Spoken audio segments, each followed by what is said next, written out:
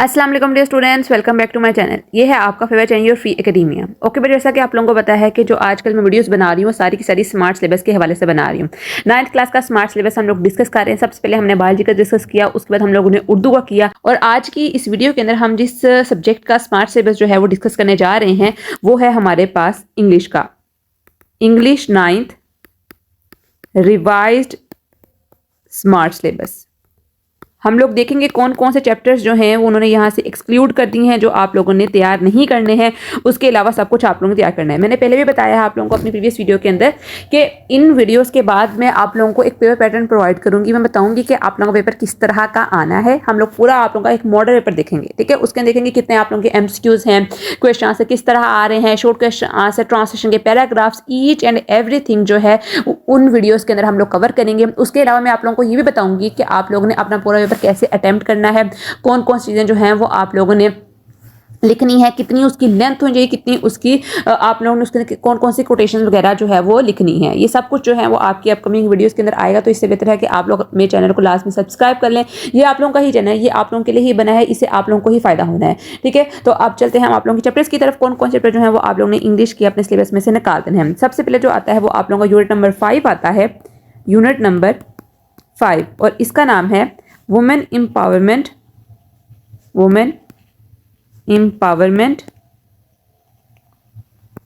Through entrepreneurship. ये आप लोगों का चैप्टर नंबर 5 है, पेज नंबर 58 से लेकर 71 तक। ये बच्चे चैप्टर आप लोगों ने नहीं करना, इसको एक्सक्लूड कर दो। इस तरह समझो कि ये आप लोगों की बुक के अंदर मेंशन ही नहीं है, ठीक है। चैप्टर नंबर 5 ये हो गया। उसके बाद जो दूसरा आप लोगों का चैप्टर आता है वो आता है यूनिट नंबर 8, जिसका नाम है the impacts of globalisation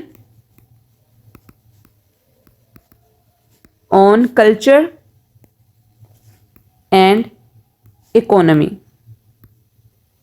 page number 93 से लेकर 105 तक ये चैप्टर भी आप लोग ने नहीं करना। सबसे पहले आप लोगों ने यूनिट नंबर 5 नहीं करना, वुमेन एम्पावरमेंट थ्रू एंटरप्रेन्योरशिप, ये नहीं करना। उसके बाद यूनिट नंबर 8 है the impacts of globalisation on culture and economy, page number 93 से लेकर 105 तक ये चैप्टर आप लोग ने नहीं करना। उसके बाद आप लोगों का एक थर्ड चैप्टर आता है जो कि यूनिट नंबर 10 है और उसका नाम है the silent predator and the majestic prey, snow leopard and markhor. ये चैप्टर भी बच्चों यूनिट नंबर 10 आप लोग नहीं करना और इसके पेज नंबर है पेज नंबर 120 से 131 तक। इसके अंदर जितनी भी आप लोगों के एक्सरसाइज के अंदर चीज़ें आती हैं वो आप लोगों ने नहीं करनी है। मैं पहले भी बता चुकी हूँ बात कि उन चैप्टर्स के अंदर जितनी भी ग्रामर के पार्ट आ रहे हैं, कोई चीज़ आ रही है वो आप लोगों ने नहीं करनी। लेकिन उसके अलावा आप लोगों का इंग्लिश बी के अंदर पेयर ऑफ वर्ड्स कोई आ रहे हैं, कोई सेंटेंसेस वगैरह आ रहे हैं बाकी चैप्टर्स के अंदर, या कोई आप लोगों की गाइड बुक जो आप लोग टीचर ने लगवाई हुई है या आप लोग कर रहे हो उससे तैयारी, ट्रांसलेशन के पैराग्राफ से कर रहे हो, उसके अंदर कोई भी चीज़ है, नाउन्स, एडजेक्टिव्स, किसी भी तरह का इंग्लिश बी का पार्ट वो आप लोग ने करना है, ठीक है। इन चैप्टर्स के अंदर इनकी एक्सरसाइज नहीं आप लोगों ने करनी। एक्सरसाइज के अंदर जितनी भी ग्रामर का पार्ट है वो आप लोग ने नहीं करना। इसके अलावा बाकी सब कुछ आप लोग ने करके जाना है। तमाम लेटर्स करने हैं, ऐसे नहीं, आप लोगों के application, stories, each and everything जो भी आप लोगों की बुक का पार्ट है वो आप लोगों ने सब करके जाना है। बस आप लोग ऐसा समझ लो कि टोटल अगर आप लोगों के फॉर एग्जाम्पल 15 चैप्टर्स हैं तो इनमें से आप लोगों ने ये 3 अपने चैप्टर्स निकाल देने हैं। ये समझ लें आप लोग ये एग्जिस्ट ही नहीं कर रहे हैं आप लोगों की बुक के अंदर, ठीक है।